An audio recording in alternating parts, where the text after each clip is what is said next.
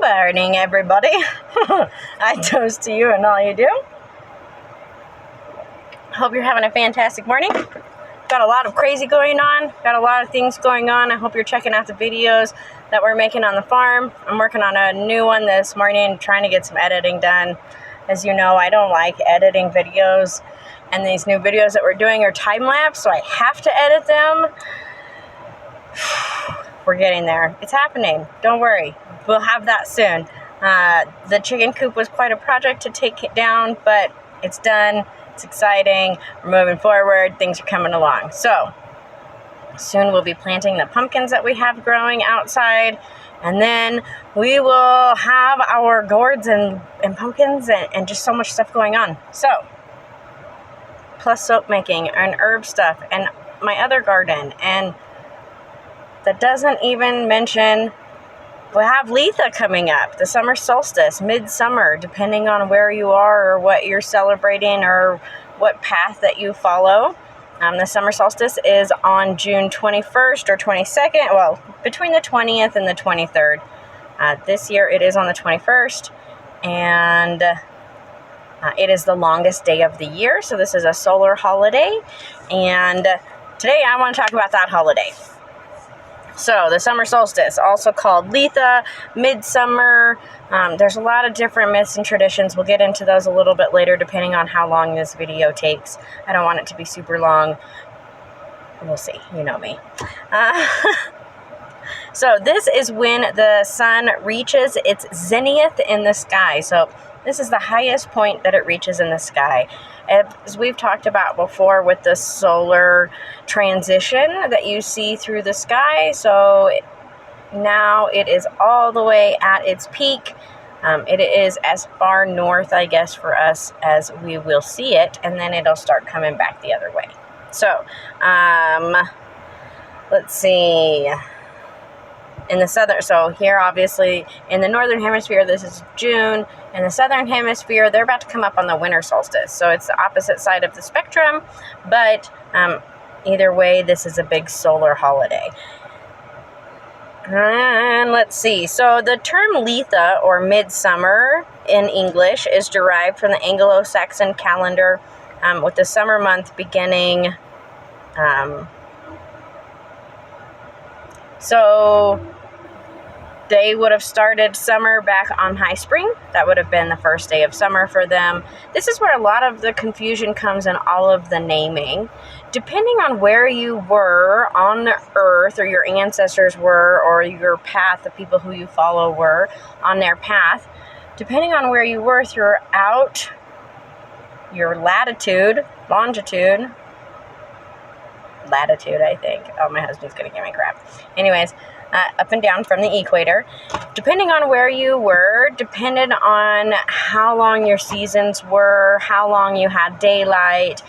So if we were all the way up north, right now they have so much daylight that the sun never sets. So they have a full day of sun.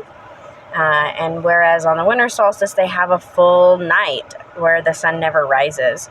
So just depending on where you were, kind of dependent on when those seasons started. So for the Anglo-Saxons, this would have marked the middle of their high season, their midsummer. So the warm season of the year.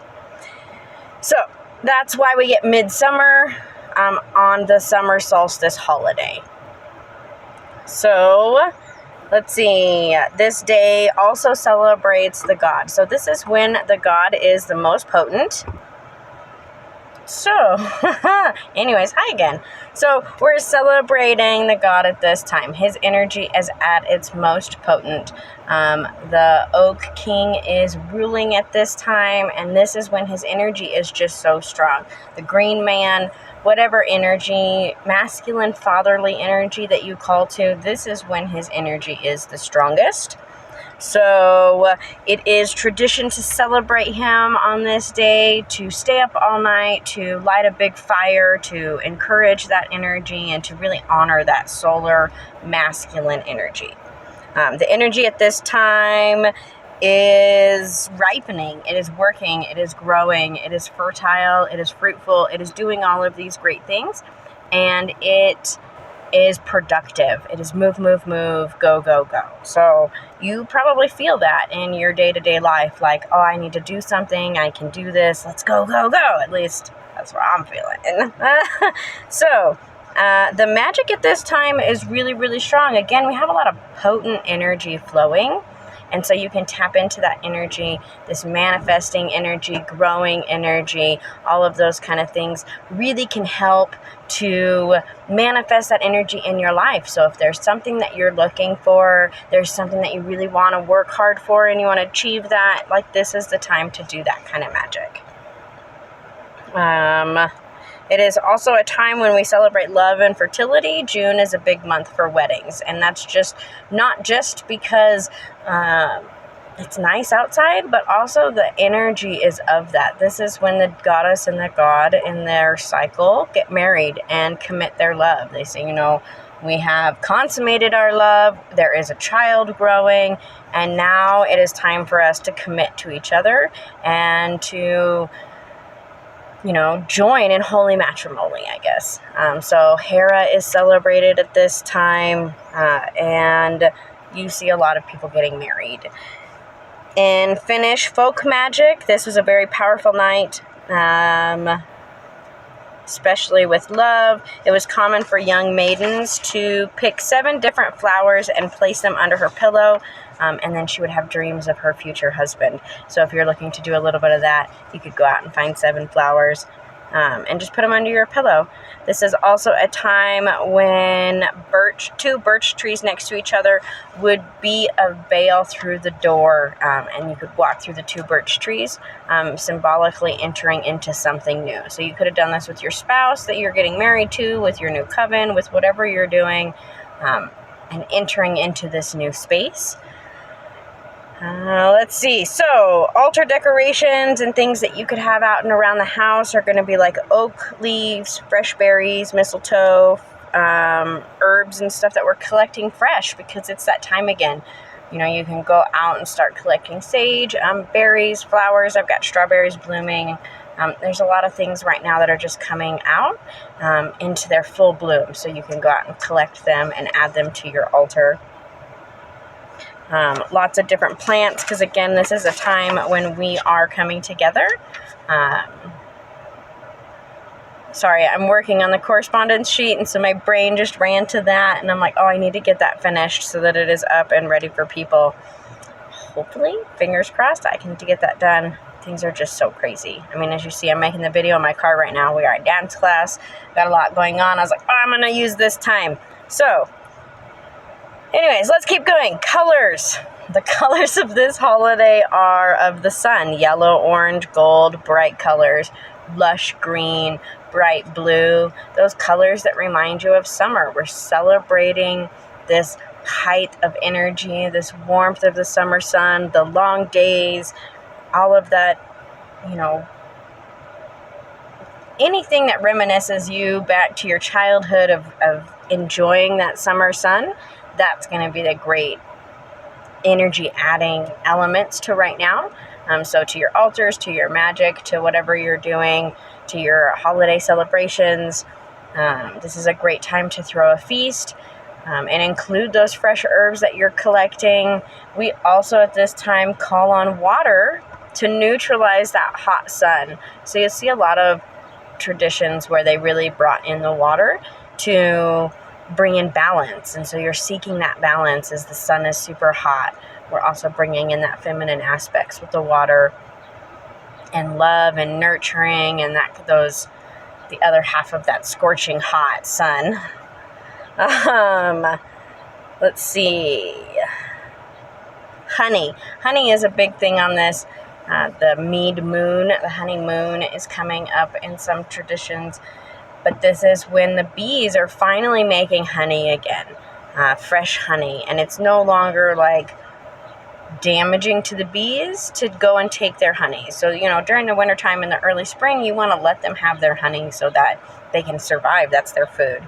But now they're starting to make that excess. You're starting to see more bees out. They're making fresh honey. And so you can go out and find that for collection, or if you have a beehive or whatnot.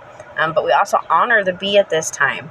And remember that our bees are dying of who knows what, and there's lots of different reasons, and we can't pinpoint one thing, but we can say we need to take better care of our bees. So there are some great ways that you can do that by planting pollinating flowers that attract the bees. You can put out bee waterers, which are a little bit different because you don't want the bees to drown. So they have some really cool items that you can find even at like Ace or your local stores. You can find them online, of course. But, this is a great time to honor the bees and to encourage them in your space, because we need the bees. We need healthy bees. So, love the bees. Anyways, let's see. How long are we going here? Oh, we're doing good. I'm talking so fast. Sorry.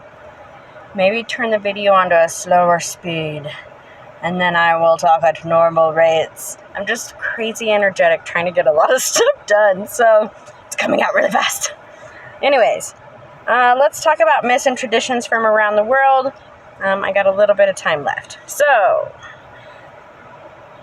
again, like I was saying, this is when the sun and the water are both worshipped in order to bring balance. It's hot. We need that water to cool us off, to water our plants. You would have called for rain in order to help bring in the water.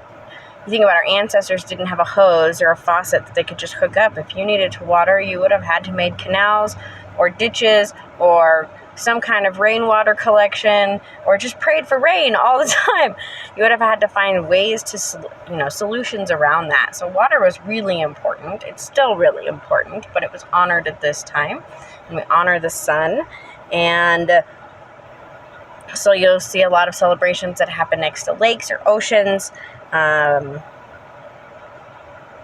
rivers, moving waters, sacred wells, things like that. So looks like we're going to start in Finland again. So in Finland, the summer solstice is called Yukon Jula, which I'm probably saying totally wrong. But it is the celebration of the god Ukko. Traditionally, it was marked by lighting numerous fires by the sides of the lakes and the waters. And the biggest one was named Ukko Kukko.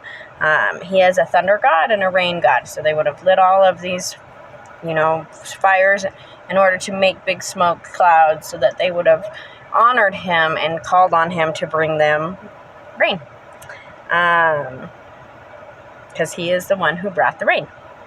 In Estonia, the summer solstice was celebrated as, I'm not even going to try to pronounce that word.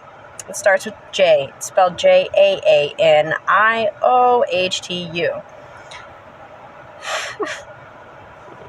Anyways, again, bonfires were lit at night and protection, because it was believed that at this time there were mischievous spirits that would come out on these short nights. So you would light the fires to keep them at bay.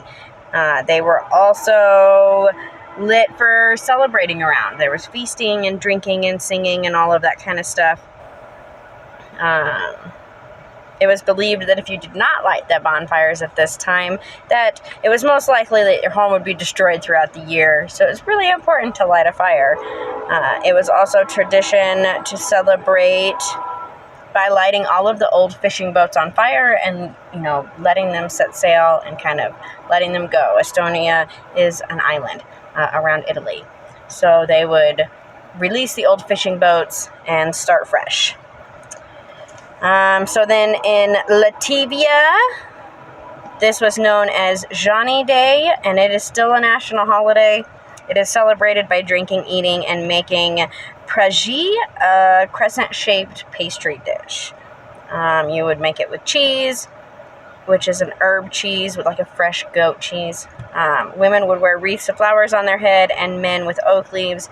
This day is to ask for a good harvest. So you would go out and celebrate, and you would use your celebratory energy to donate to the land so that you could encourage the crops to grow and ask for a great crop.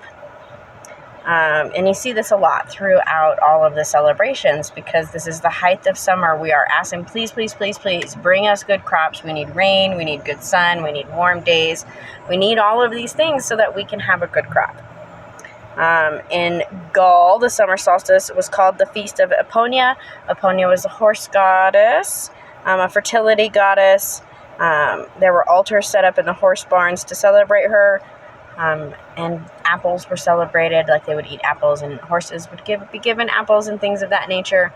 Epona is one of the goddesses that made it all the way from Ireland into Rome. You see her in the Middle East and even down into Egypt because of the horse. She kind of traveled with the horse, which is just one of those beautiful divine stories of a goddess that moved with her animal as that spread throughout all of the land. So, down to Egypt. This is associated, this time of year is when the Nile starts to rise. So this is the time of the flooding. It was when you would celebrate the first teardrop.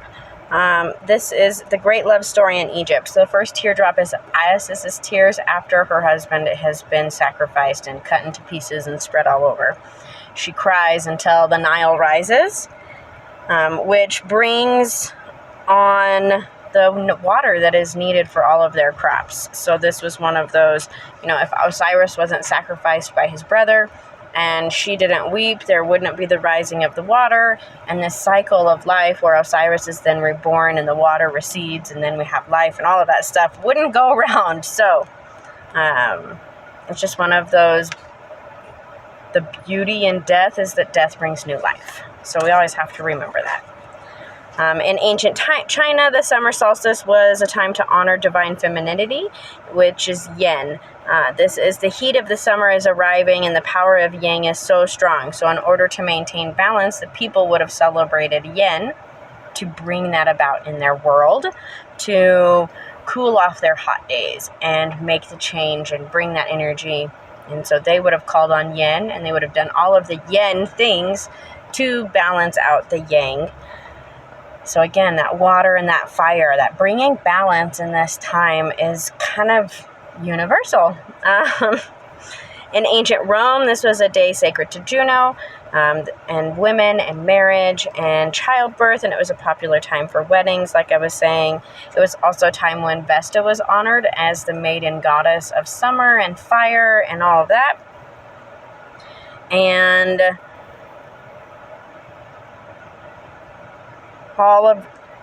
it was on midsummer when all of the matrons of Rome would enter into the temples of Vesta with their salted meats and their other offerings, and they would stand there for 7 days and celebrate the goddesses. And the goddess's transformation from this youthful maiden into this beautiful mother. So we talk about that cycle, and this is when that transition is happening. So it's important also for women who are making that transition from being maidens into being mothers. It's an important time to honor. So this is a time when that was honored. Let's see. Stonehenge was built in accordance with the summer solstice, and people still gather there to watch the sunrise. The heel stone or the slaughter stone aligns with the sunrise, and it can be assumed that there were sacrifices at this time. It would have been a time to sacrifice something for the dead in order to bring about the transition and the change and the new life and the things that were to come next. So this would have been a transition time.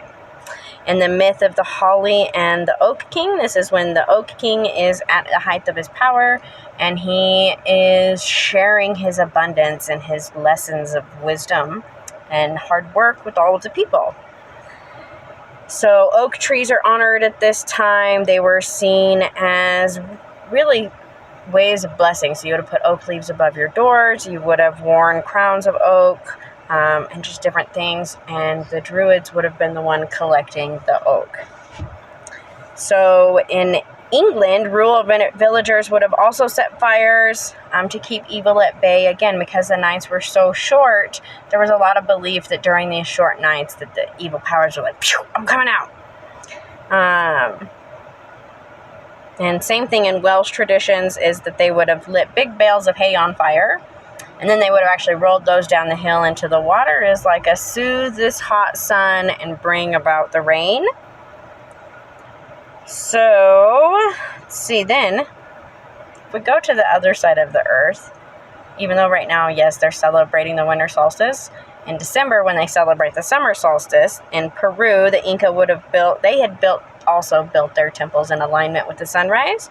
And the sun's gate, or Inti Punku, is the gate connected to the Inca trail at Machu Picchu. And this was, when the sun rises, this temple aligns with the sun.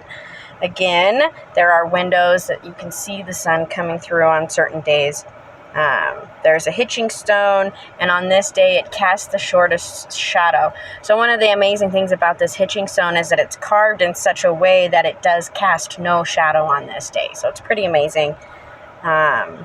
It just shows their ingenuity, I guess, and their amazing ability to use geometry and all of that to create these sacred objects. They also had the sun cave Inca Machoy, where they would celebrate the beginning of December for the solstice feast in honor of the sun. And so it was at this time when boys were initiated into men, and they would get their ears pierced. They would have watched the sunrise in this cave, and it would have shone perfectly into this cave. And that is the Temple of the Sun. So, and that is in there. So then the Aztecs, this is a time when the maiden goddess was honored. I'm also not going to try to pronounce this name. It's I'll try. Let's say Chicomecolto, the goddess of corn. In her true form, she was a 7 snake-headed goddess who brings both life and death. She is a youthful goddess who then transforms, and she becomes the ears of corn. She is also known as the hairy one because her hair is the corn tassels of silk. She is the embodiment of fertility and is honored on the summer solstice with the celebration lasting for 8 days. So again, we have these long-lasting traditions, parties, celebrations of these feminine women who are going from maiden to mother. It was a time when there would have been sacrifices to her, and the ceremonial ashes would have been spread over the crops to help them continue to mature, and it would have been like their midway fertilizer. So then we have the sun god was also honored by the Mayans at this time, and he has many temples at noon. He would take the form of a falcon and come down and bestow his blessings upon the people, and so there would have been sacrifices. If we go over to Australia, the oldest astronomical observatory that we've ever found is in Australia. It's a beautiful, figure 8 set of stones that shows the following of the sun. It's called Wardy Yang, and it's over 10,000 years old. It's amazing. I would love to go there. In North America, if we come all the way full circle, I guess now we're back in North America, there are several structures throughout North America that are sun wheels, where they are set in alignment to where there is a stone you can sit in accordance with where the sun is. And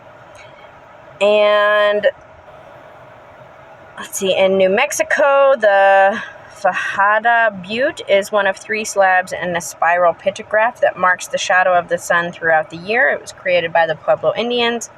There's another one in Wyoming, and the sun shines on these different rocks or different places in the spiral, and so you can be in that alignment with the earth and the sun in these monuments. Amazing. There would have also been sun dances done by the Native Americans. The Lakota people celebrated the lunar month just before the summer solstice with dancing, feasting, spiritual journeys, and meditations. It's not unique to just the Lakota, but many of the Plains Indians, Native Americans. I have a long list. Even the Hopi Indians marked this with the solstice with Wukuyu-Uis. This is when the Hopi spirit messengers would appear and dance with the tribe. So there would have been these great dances. Lots of things that are associated with your crops ripening and your grain coming to full growth and all of that stuff. So this is just a great time to honor both the transition from maiden to mother, but also the god and his full glory of that solar deity. So we find balance in honoring both of them and really honoring the energy that we want to manifest in our life. So if you have any questions, just let me know. I hope that this didn't go too fast. I know I'm talking super fast. So if you have any questions, don't forget to ask. Also, don't forget to like and subscribe. Check out everything else that we've got going on. And I hope that you have a blessed and happy summer solstice. Many blessings.